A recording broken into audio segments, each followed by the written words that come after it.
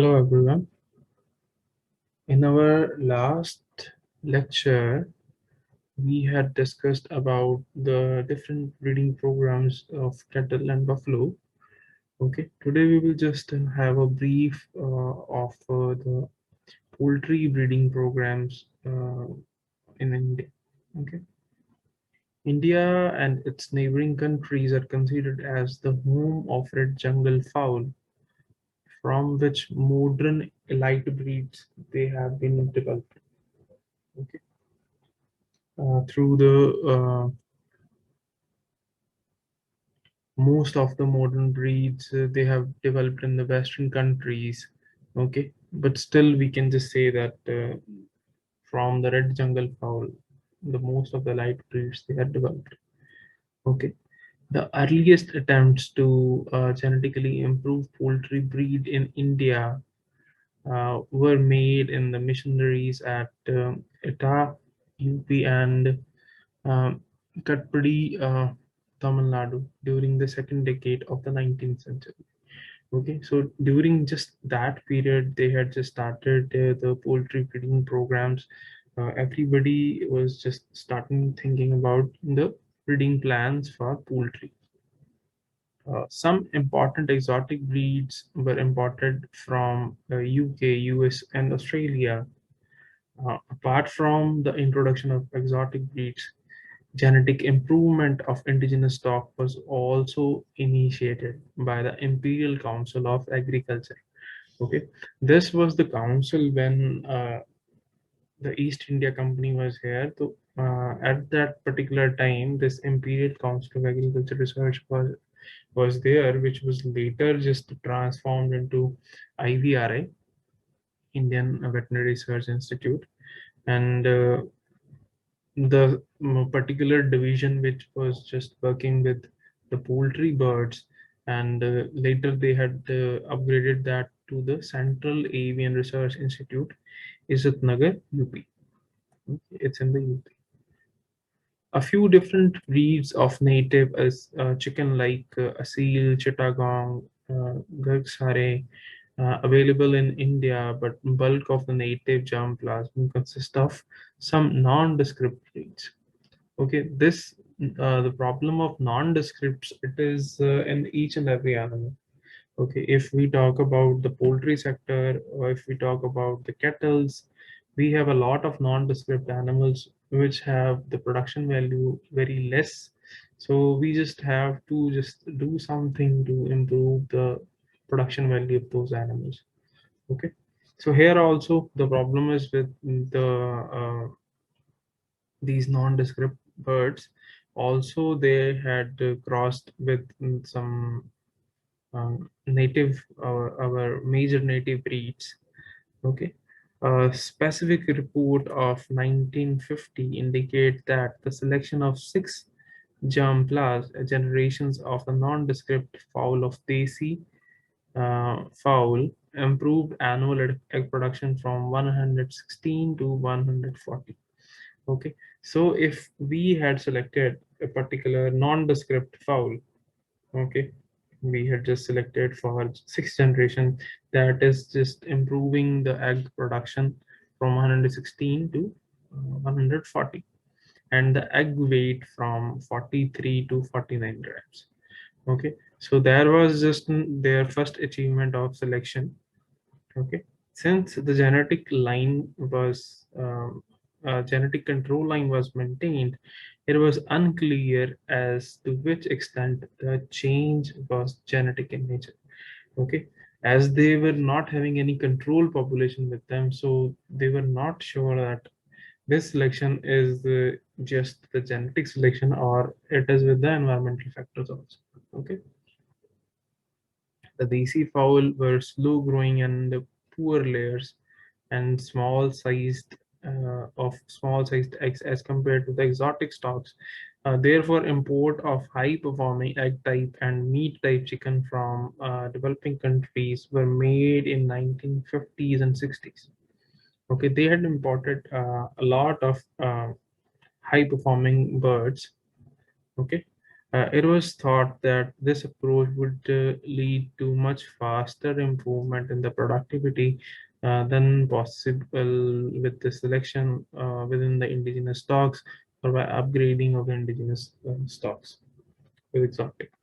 Okay, so we all know that if we are just crossbreeding, it is a super fast method of just improving the values. Because with the heterosis, uh, the values just increase in a just single generation. Okay, if in this particular example, if you see that with the selection, the egg number and egg size, the egg weight, they're increasing. But for that, we have to just select the animals for up to 6 generations.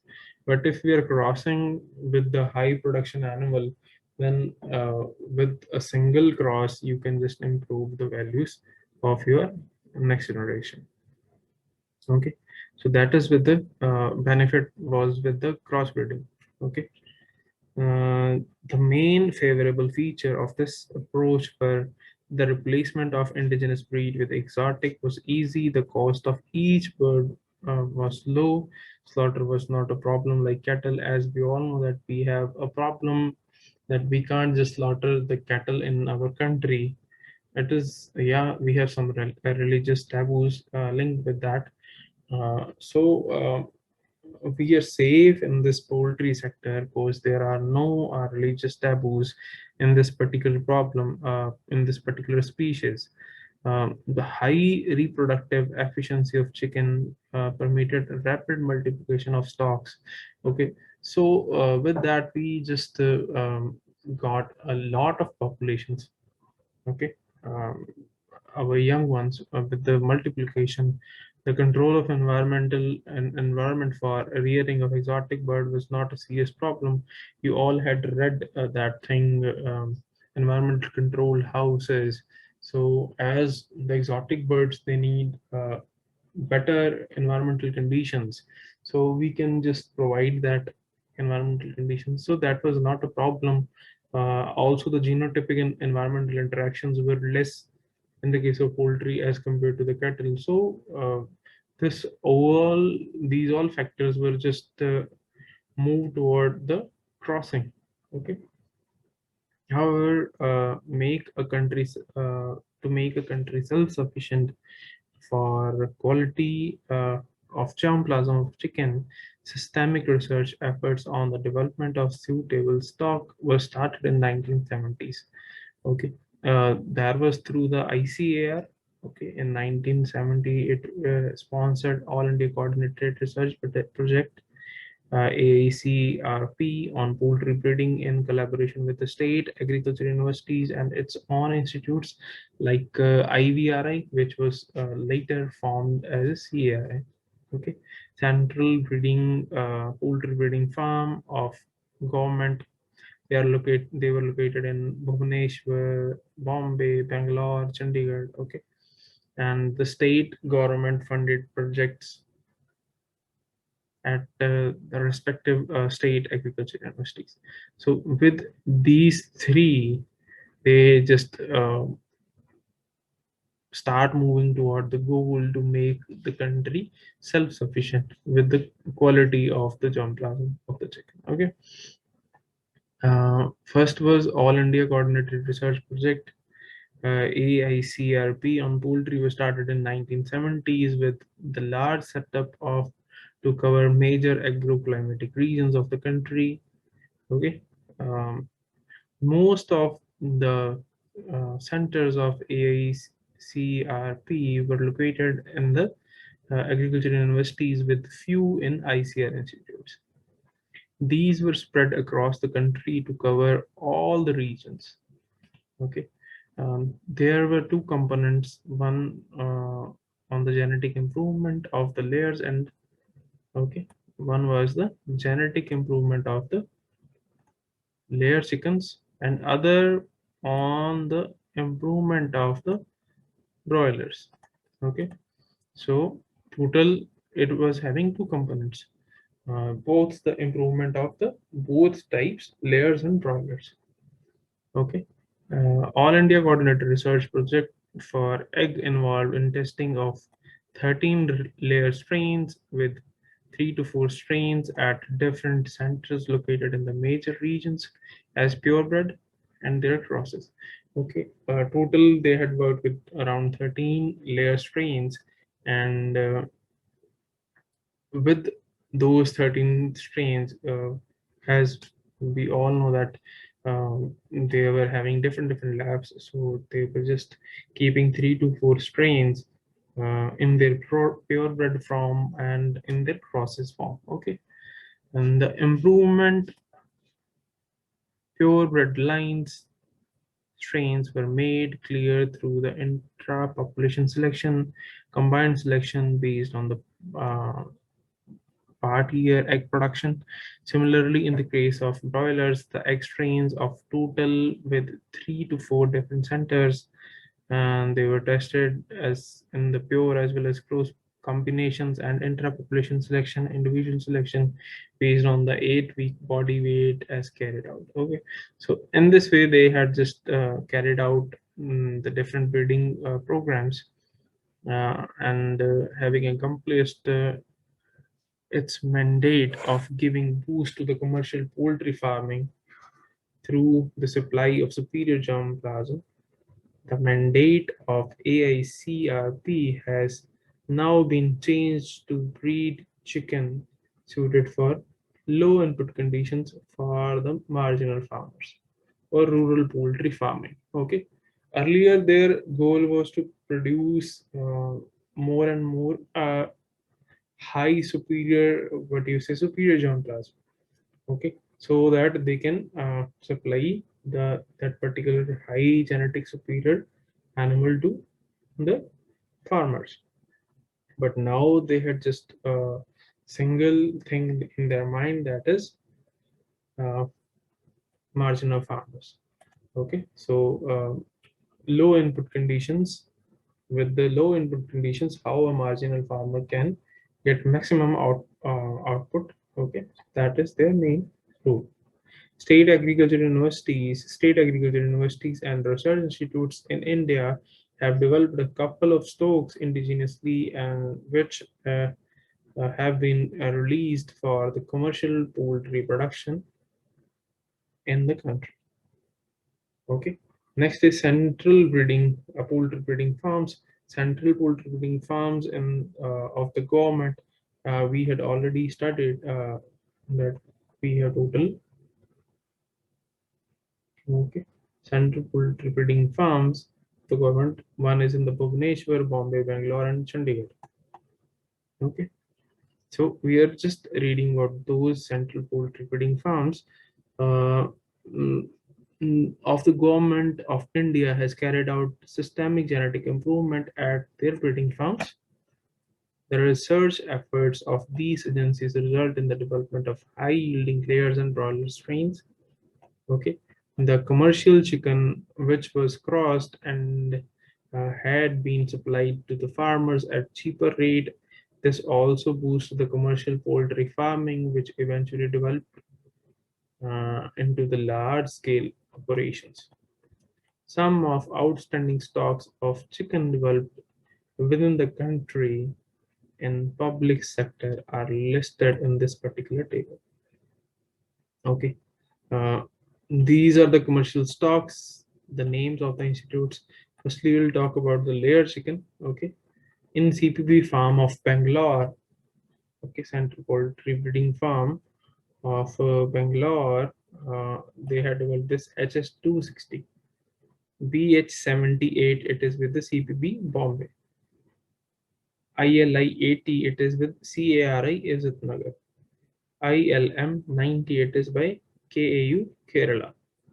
ILR 90, it is with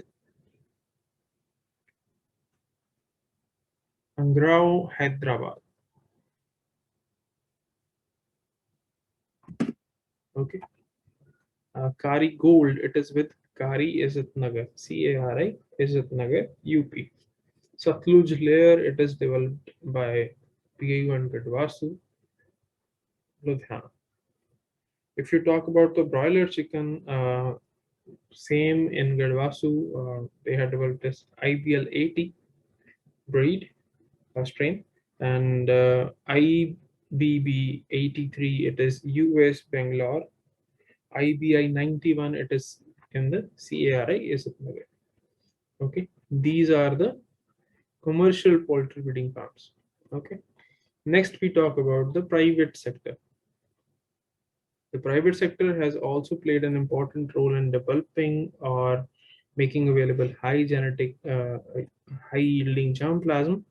In 1960, foreign entrepreneurs in the private sector entered into the foreign collaboration for commercial production of genetically superior stocks. Okay, these are these four companies. One was Highline, Arbor Acres, Shaver, Unichex. These two are USA based companies. Shaver, it is from Canada based, and this is from Czechoslovakia, and they have headquarters in Delhi, Pune, Delhi, and the product from these breeds, these companies were they provide inbred crosses, they provide brown crosses, they provide single comb white leg horn hybrids, and this Czechoslovakia one, they provide broiler hybrids. Okay, in 1960s. Okay, the stock of these companies were good performing, but chicks they were just the price was very high for the small entrepreneurs. In 1960, in 1990, the government of India liberated the import of great grandparents and the parent lines by the private companies. Okay, so but government of India, they had initiated this buying of the great grandparent and parent lines from these private companies. This allow the entry of the international companies in collaboration with local companies into uh, the Indian market. Subsequently, other poultry breeding farms like Venkateshwara hatcheries, which is also known as Venkies, keg farms, CSR, Ross breeders, Pune pearls, etc. They entered the poultry business. Okay. Now, as a result of global liberalization, most of the leading international brand names, they are available in India. And if you talk about any brand of poultry, they have some kind of headquarters in the India. Currently, most of the commercial farmers which have large scale operation, they buy chicken from the private breeding companies, hatcheries to import grandparent lines of the world famous dogs. A few private breeding companies have also procured few lines and started their breeding programs in order to develop superior stock within the country. The number of breeding companies through merger and acquisitions, they are just declining throughout the world. Okay. Now we'll just talk about a little bit about these major institutes and what they are doing or what they are having. Okay. Firstly, the institute is CARI Central Avian Research Institute. It is in Izzat Nagar, UP. The poultry production in India has emerged as one of the fast-growing sectors among the various livestock applications, as evident from its transformation from traditional backyard rearing to organized commercial farming over the last 4 decades. Okay, within just 4 decades, we just moved from the backyard rearing of these birds to the organized commercial farming. Okay, this sector comprise of low, medium, high input output system of rearing and providing employment to over 7 million people, apart from the household income and the nutritional security to the numerous small keepers in the rural tribal areas of the country. This contributes about 5% of the national GDP and 10% to the livestock GDP. Okay. Technological support is therefore crucial for the sustained growth of the poultry sector. CARI, it is established on the 2nd November 1979 at Izzat Nagar, Bareilly, UP, under the ICAR to provide all-round support to the growth of the poultry sector. Since its inception, this institute has been playing an important role by providing uh, need-based research and development support for diversified poultry production, processing, and marketing. Apart from the postgraduate education, training, and technological transfer activities for the production, productivity, and profitability of the Indian poultry sector. The institute remain responsive and vigilant to ever-evolving needs of poultry sector through the development of cutting-edge technologies targeting specific problems faced by the industry. The research and development accomplishments of the institute have been widely acclaimed as evident a long list of prestigious national and international awards, laurels the institute has been honored with. Moreover, the institute has been continuously updating and reorienting its research and development focus with the latest development taking place and in accordance with the changing needs of the domestic poultry sector. This CARI, it has some improved germplasm which they had developed. Okay, quails. If we talk about quails, they are having Kari Pearl, Kari Shweta, Kari Ujjwal, Kari Brown, Kari Sunehri, Kari Uttam. Guinea fowl, that is Chitambari, Kadambari, Shivtambari. Okay, and turkey, it is Kari Virat. Ducks, Moti Desi, Khaki Campbell, White Pekin. Low input improved Desi varieties, that is Kari Nirbshek, Kari Shamya, Hitkari, Upkari, and layer breeds like Kari Priya, Kari Sonali, Kari Devendra, and broiler breeds like Kari Bro, Dhanraja, Kari Pro Vishal, Kari Pro Mrityunjay, Kari Pro Tropicana. Okay, these all are the different breeds which were developed in this CARI. Okay.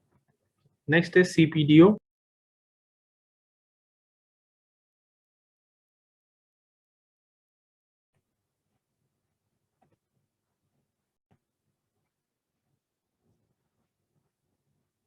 Hello. Yes. Next is CPDO and TI. That is Central Poultry Development Organization and Training Institute, Bangalore. Okay. This institute was under the Ministry of Agriculture established regional poultry farm during 1959 to 60. The objective of this was to acclimatization and multiplying the exotic strains with the white leghorn poultry. The farm was renamed as the Central Poultry Breeding Farm with the main objective for the scientific poultry breeding during 1970. Further, random sample poultry performance testing center was also established during the 1970s for layers and broilers, and a high level in-service training institute for poultry was established in 1972 with an objective of imparting advanced and specialized training courses in different disciplines of poultry production, developing and standardization of poultry products, assess and monitor the quality of poultry and other livestock feeds, etc. During 1975, this name was changed to the Central Training Institute for Poultry Production and Management, and further it was just again renamed as Central Poultry Training Institute in 1986. Okay, the government of India established the Central Duck Breeding Farm in 1981 with the technical collaboration with government of UK for production and supply of meat and layer type of ducks across the country. During 1995, a specific turkey farm was with the stock of the broad-breasted large white pure line and broad-breasted large bronze pure line. Okay, these both pure lines were established, converting the facility as RSPPTC. Okay. Further, during 2007, a pilot project on emu production was also established. Due to unforeseen circumstances, turkey and emu units they were closed in October 2012. The Government of India, Ministry of Agriculture, Department of Animal Husbandry, and with a view of optimum utilization of staff, infrastructure, facilities, decided to restructure the central poultry units located at this particular place. Okay. Accordingly, the four central poultry institute they are named: Central Poultry Training Institute, Central Poultry Breeding Farm, Central Poultry Duck Farm, Random Sample Poultry Performance Testing Center. Okay, and then these all were just merged, and they just made the Central Poultry Development Organization that was of South region during 2003. Again, the Central Poultry Development Organization South region was renamed in February 2010 to the Central Poultry Development Organization and Training Institute. Okay, it has a poultry unit and it has a duck unit right now. Okay, poultry unit it was established in 1960 with the primary objective of development and multiplication of high producing layer stocks, broiler stocks, turkey stocks. After reconstruction, the mandate of the unit has been changed for production, development, and multiplication of low input technological birds as the primary objective for the rural poultry development. Okay, the facilities they are having the poultry houses, they are having semi range big semi range houses, feed stores, feed mixed plants, hatcheries, okay, with fully automatic incubators and all. In the duck unit, it was established in 1991 under the name of the Central Duck Breeding Farm, with the technical collaboration with the government of United Kingdom in order to introduce high yielding varieties of ducks for the farming community in India. Okay. The primary objective for this particular unit is production development, multiplication, um, and distribution of improved varieties of both meat and egg type of ducklings across the country of various organizations and farmers. Okay. Facilities it has two duck houses, it has this feed storage, feed mixing, and duck hatchery. Okay, last for this northern region we have Central Poultry Development Organization, northern region. It is in Chandigarh. Okay, this was also like established a long ago. I will just read about that. The Ministry of Agriculture, Government of India has four central poultry development organizations. You all know they are in Bhubaneswar, Bombay, and one is in Chandigarh, and one is at another place. On the restructure of the poultry units of the Government of India, the Central Poultry Breeding Farm Chandigarh and the Regional Feed Analytical Laboratory, okay, they both were merged to form this particular institute. Okay. The organization will serve as the single window to meet the technical requirements of the poultry farmers in the northern region of India, and working for the development of poultry in India. This organization was initially established in by the Punjab government in 1963 for the development of poultry in the state. After the reorganization of Punjab state, um, this just come under the UT Chandigarh. Okay, and they had named it Poultry Project Chandigarh. And further on 31/1/1978, that just come under the central government, and they had given this name Central Poultry Breeding Farm Chandigarh. Okay, um, it is not mere farm, but it's an information hub for the poultry sector. Okay, for mainly the northern region. Uh, they just hold different kind of seminars and brainstorming sessions for the poultry interest people. Okay, this I think I had already told. With the central poultry breeding farm and the regional feed analytical laboratory, these both they merged and they had formed this particular institute.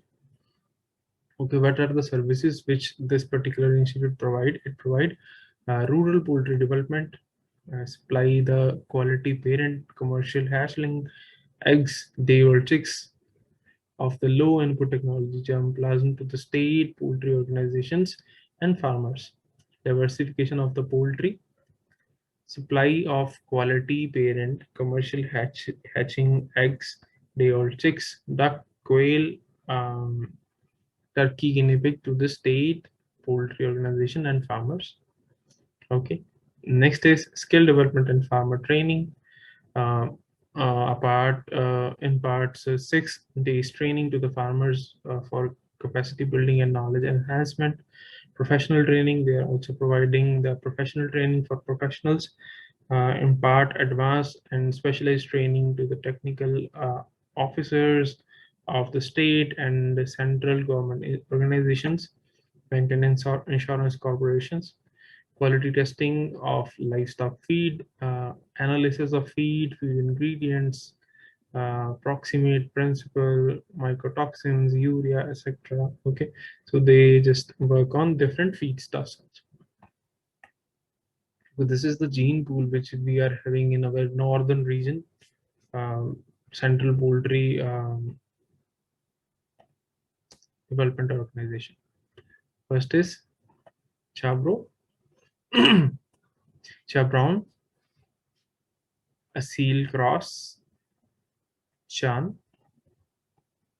Kadaknath, which is also known as Kalamasi, and domesticated Japanese quail. Okay, so these are 6 major, what you say, the animals, birds, which are present in our poultry gene at the Central Poultry Development Organization. Okay, if you just see the major character colored bird for meat production, okay, the name bro it is with the broilers. Always just keep in mind if a single breed has a bro in his or her name, that means that particular breed is a broiler. This is a meat type breed, grow faster than desi breeds. Body weight is 1.3 at 7 weeks. Best survivability, well adapted to the tropical harsh climate conditions. Sold at premium prices. One can easily sell these birds. Uh, Cha brown, they are just laying birds. Okay, prolific, brown shelled eggs. Okay, they produce more eggs than the desi hens produce, 200 to 220 brown shelled eggs per year. Okay, and average egg size or egg weight it is 55 gram. A seal cross, it is desi for breed for meat purpose, attractive multicolor plumage, long shanks, low predator threat.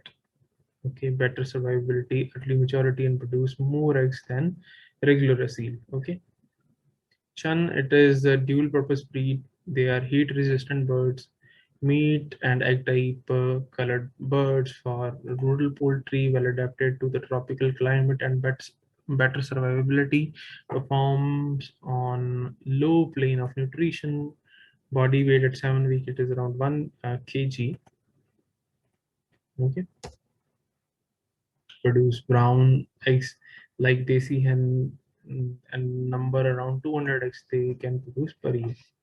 Kadaknath originated from the main originators in the Madhya Pradesh, and meat and egg contain high protein, less saturated fats, and cholesterol, better viability, disease resistant power, body weight around 900 to 1000 gram at 12 to 15 weeks of scavenging, and lay around 80 brown eggs per annum. Okay. Last is our domesticated Japanese quail. And it has low space requirement, five adult quails per square feet, short generation interval, 4 generations per year, low feed consumption, okay, early maturity, high rate of egg laying, resistant to common diseases of chicken, and meat and egg of the table delicacy and nutritious. Okay, so these are the major characters of these particular breeds. And this is all for our today's lecture. Thank you so much. If you're having any issue, then you can contact me. Okay. Thank you so much. Have a nice day.